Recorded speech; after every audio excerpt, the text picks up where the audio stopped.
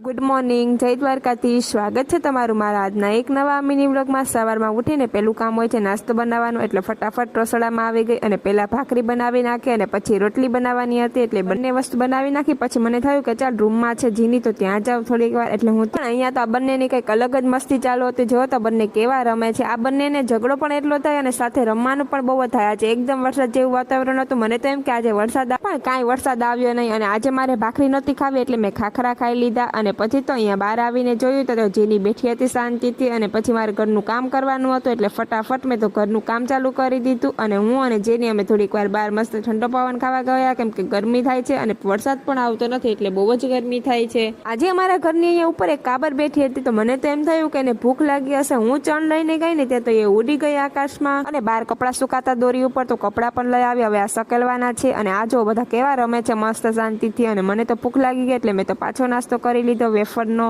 ચાલો, તમને મારો આજનો વિડીયો કેવો લાગ્યો ને જરૂરથી કમેન્ટ કરી દેજો। વિડીયો ગમ્યો હોય તો લાઈક શેર સબસ્ક્રાઇબ કરવાનું ભૂલતા નહીં। તો હવે આપણે મળશું આવતીકાલે, ત્યાં સુધી બધાને મારા હર હર મહાદેવ।